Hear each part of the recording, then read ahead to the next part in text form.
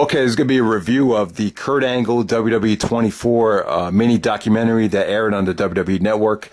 Not exactly like the old documentaries that used to air on the WWE DVDs. These network documentaries are just a little bit different as far as the format goes. So, not the documentary that you would envision, but, still very emotional stuff.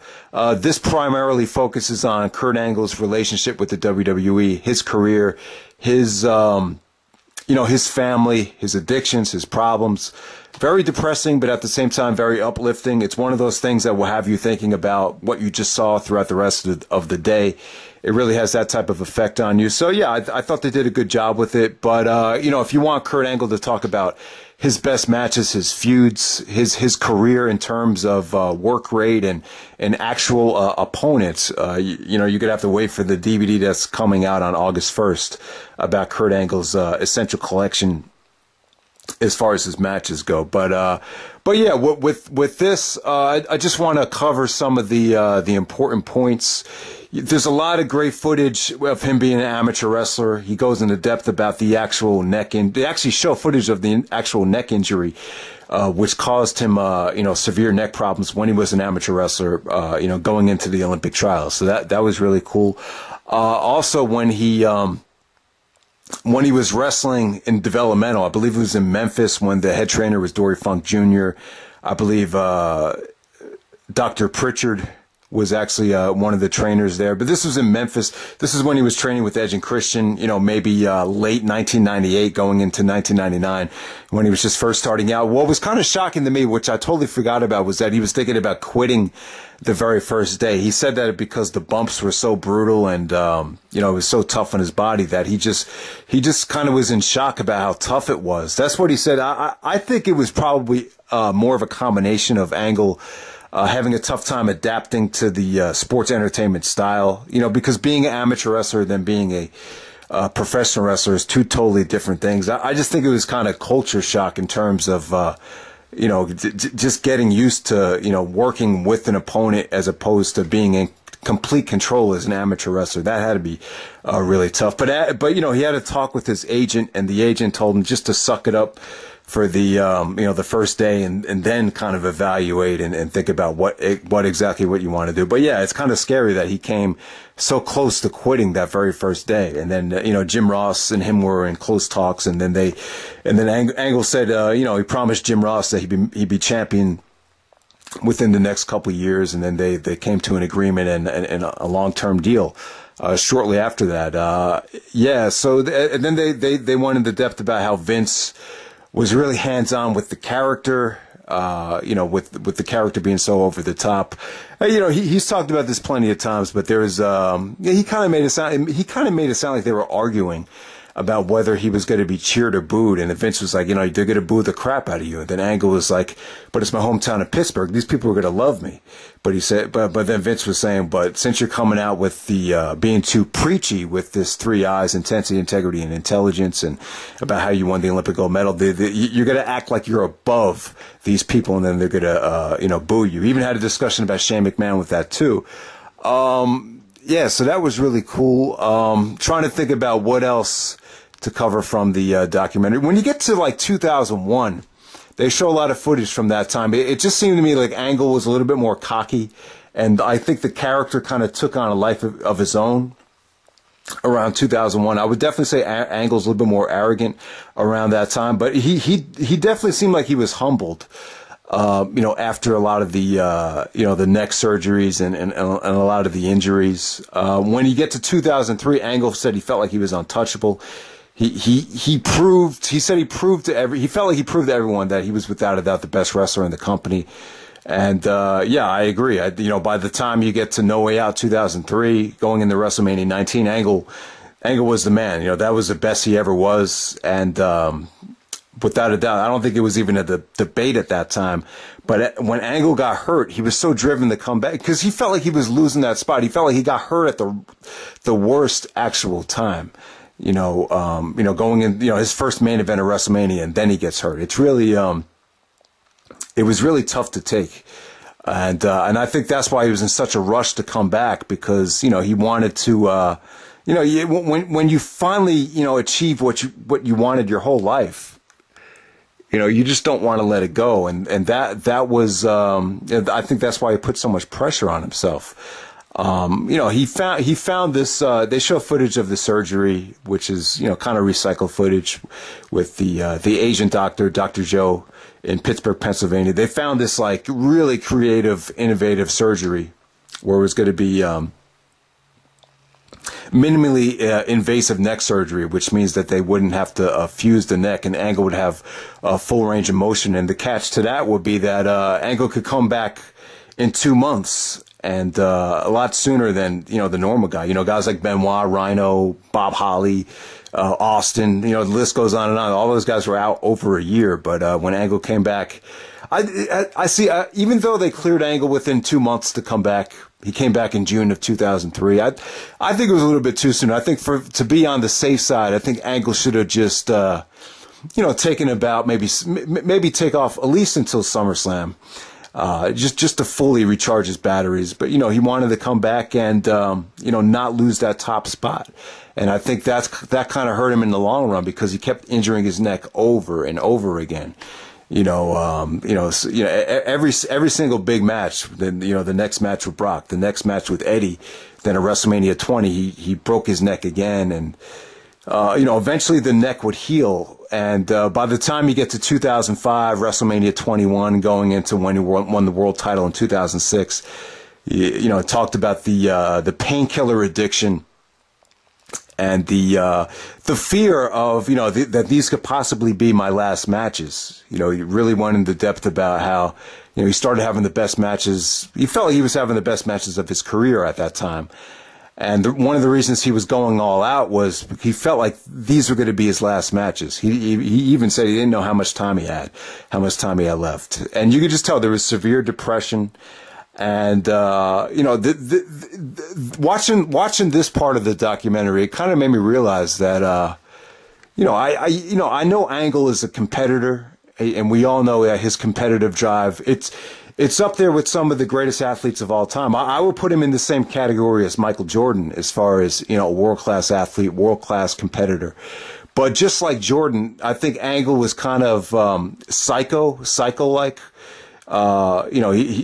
He took it so seriously that it almost wasn't healthy, and I think it got to the point where he's just putting so much pressure on himself that it's just eventually he was just going to get hurt, and you just kind of wonder how much time exactly do you have left, and it was just one of those things because even though professional wrestling is not a competitive sport, Angle kind of found a way to use his performance and use his effort as a way to kind of compete, to stay relevant, to stay the best, and to keep himself the man.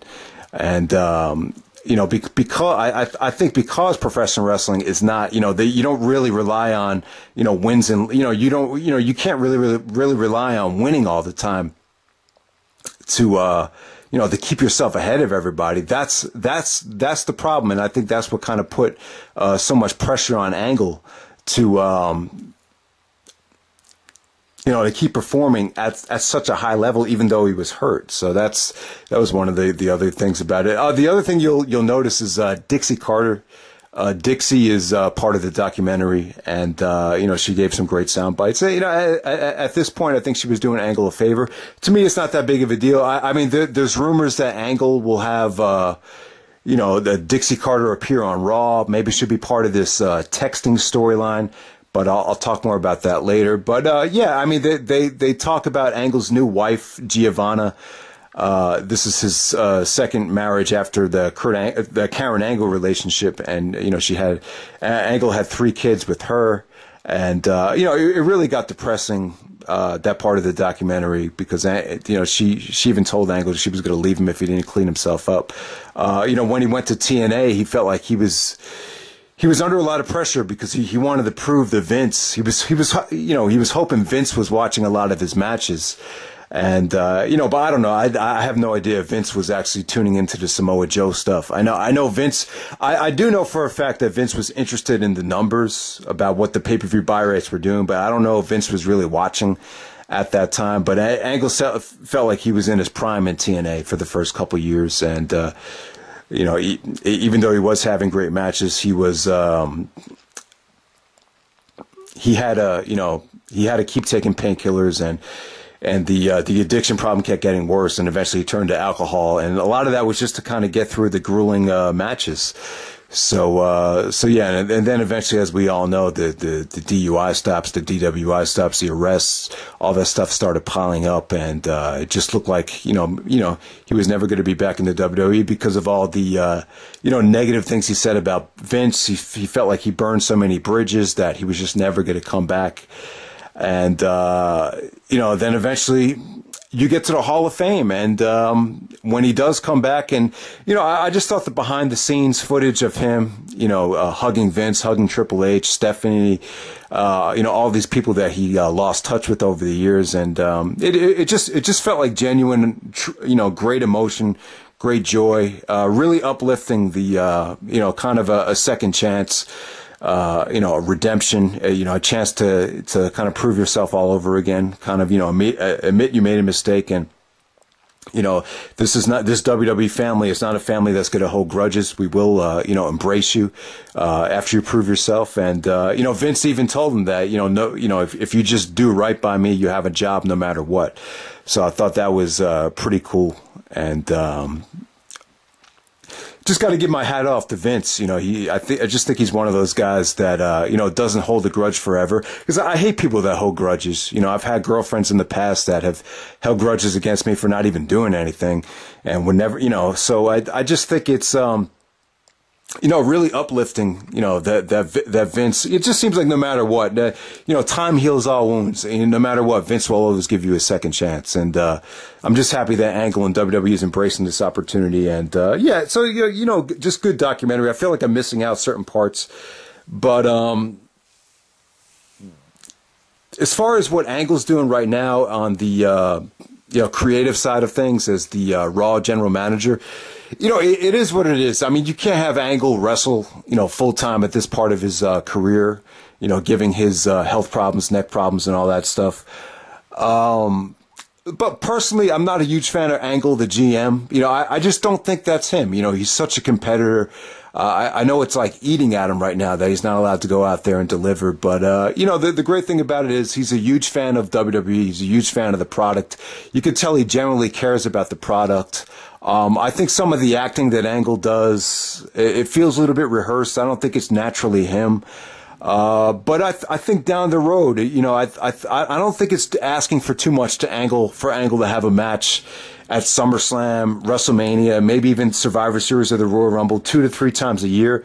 I think Angle could definitely handle that. I think he's proved that he can handle that. I don't think that's asking for too much.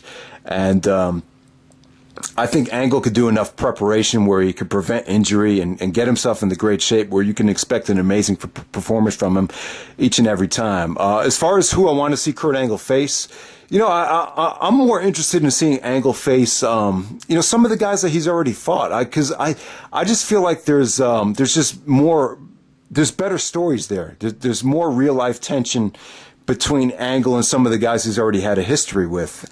If you were to say, yeah, you want to see Angle face Finn Balor, Kevin Owens, CM Punk, Seth Rollins, but the problem is you just don't have those stories that are automatically there. I think with Triple H, there's been so much, I don't want to say, there's been a little bit of bad blood. There's been a little bit of jealousy. I just think the Triple H and Kurt Angle dynamic, it's fascinating because while there's a lot of tension and bad blood, there's just so much respect there between both of them. Angle thought Triple H was the best in the business, and Triple H obviously respects Angle for all his Olympic credentials. So there's just a unique combination of respect and animosity there that you just don't get every single day. Then you have the Stephanie X factor there. So, I definitely don't think Stephanie is the secret relationship with Kurt Angle. It's been well documented that, stuff like that Triple H feels makes him weak if Stephanie were to go behind his back and cheat on him. Obviously in 2000 it was a little bit of a different situation. So I don't see that happening. A lot of people keep throwing out Dixie Carter.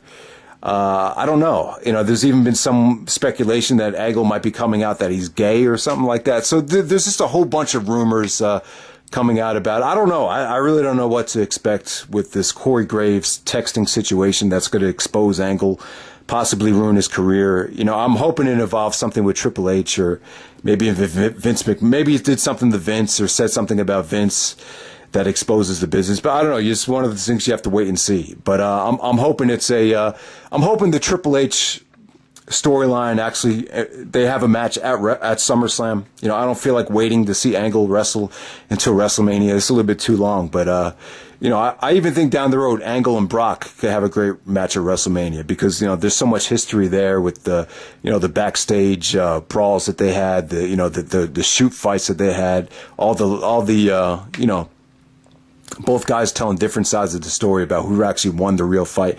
So I think that would be cool. But, you know, I'm not really that engaged to see Angle versus any of these guys.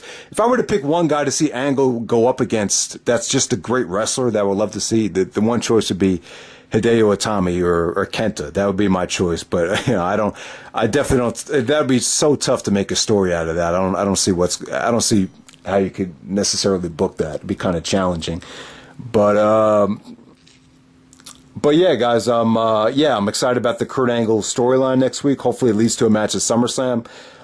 This is a great little mini documentary. Hopefully I'll do a review of I'll definitely do a review of the DVD when it comes out August 1st. So look forward to that. And yeah, so check it out. All right.